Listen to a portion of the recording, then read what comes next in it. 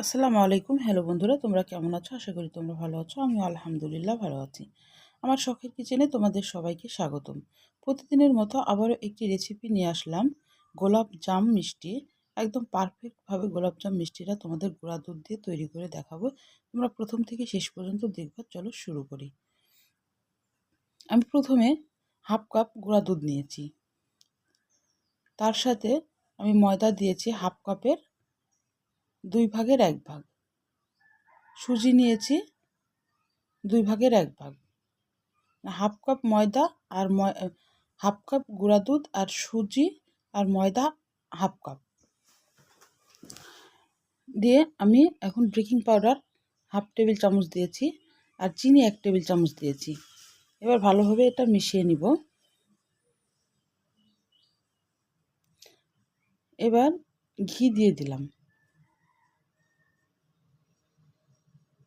ঘিটা দিয়ে ভালোভাবে এটাকে একদম চটকে চটকে মেখে নিতে হবে।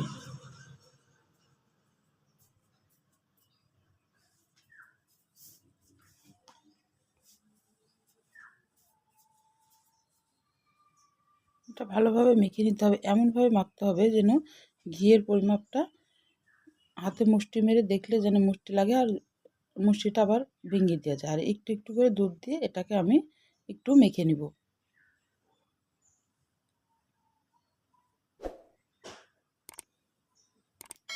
একটা নরম ডো তৈরি করব, খুব শক্ত না।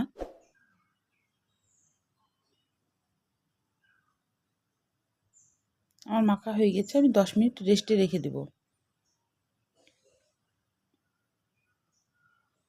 এবার হাতের তালুতে নিয়ে একটা গোলাকার মিষ্টি তৈরি করব। আমি গোলাপজাম মিষ্টি তৈরি করব গোল করে। আমি কিভাবে তৈরি করছি তোমরা দেখো।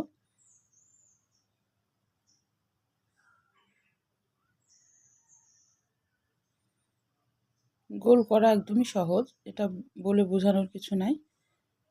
আর গায়ে যেন কোনো ফাটল দাগ না থাকে, কোনো ট্র্যাম্প না থাকে, একদম স্মুথ যেন একটা বোল হয়, গোল একদম বল হয়।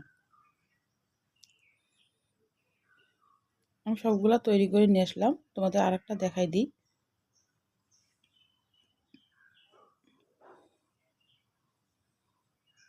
আমি একটা কড়াই নিলাম, কড়াইয়ে পরিমাণ মতো তেল দিলাম, সাদা তেল দিলাম। তেলটা একদম হালকা তাপ থাকতে হবে। তেলের তাপটা যেন আঙ্গুল দিয়ে 10 সেকেন্ড ধরে রাখা যায়, এরকম তাপ রাখতে হবে।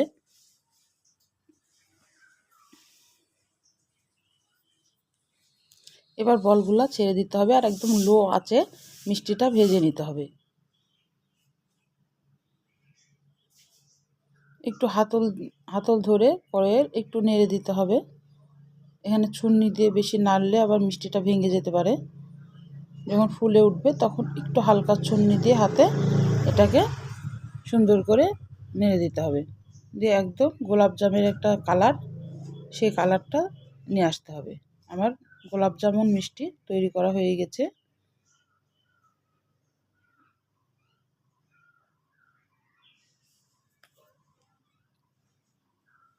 এবার আমি শিরা আগে থেকে বসিয়ে দিয়েছিলাম, 1 কাপ চিনি 4 কাপ পানি। এবার মিষ্টিগুলো আমি ঢেলে দিলাম। আর শিরার তাপটা একদম হাতে যেন সহ্য করা যায় এরকম থাকতে হবে। আর শিরাটা একদম ফুটন্ত গরম পানি থাকতে হবে। আমি আগে থেকে শিরাটা একটু রেডি করে রেখেছিলাম। আর শিরার পরিমাপটা আমি বলে দিলাম, 1 কাপ চিনি 4 কাপ পানি। এবার আমি 15 মিনিট মতো একে ফুটিয়ে নেব, 10 মিনিট হাই হিটে আর 5 মিনিট মিডিয়াম আঁচে। 10 মিনিট পর আমি ফিরে আসলাম। একটু 10 মিনিট পর একটু চেক করে দেখব যে আসলে কেমন হয়েছে। তারপর আবার ঢাকনা দিয়ে আর 5 মিনিট এটাকে রান্না করব। দেখো একদম ফুলে টুপটুপ করছে আমার গোলাপজাম মিষ্টি, কত সুন্দর হয়েছে।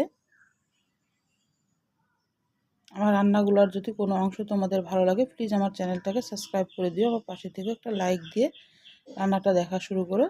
আর একটা ছোট্ট কমেন্ট করে জানাও আমার রান্নাগুলো কেমন লাগে। আর বেশি বেশি করে বন্ধুদের কাছে শেয়ার করে দিতে পারো। এবার আমি আরেকটা বাটিতে ট্রান্সফার করে নিব। এই বাটিটাতে আমি এখন 7-8 ঘন্টা রেস্টে রেখে দিব। 7-8 ঘন্টা পর তোমাদের একটা কেটে দেখাচ্ছি। দেখো কত সুন্দর হয়েছে ভিতরটা, আর রসে একদম জুস, একদম টুপটুপ করছে। এবারে জুচি ভাব, দেখো কত সুন্দর ভিতরটা, একদম অনেক সুন্দর হয়েছে। এভাবে যদি গোলাপজাম তৈরি করো একদম পারফেক্ট গোলাপজাম হবে। তাহলে আজকের মতো বিদায় নিলাম। তোমরা সুস্থ থাকবে, ভালো থাকবা। আবার কোনো নতুন রেসিপির সাথে আমি আবার হাজির হব। আল্লাহ হাফেজ।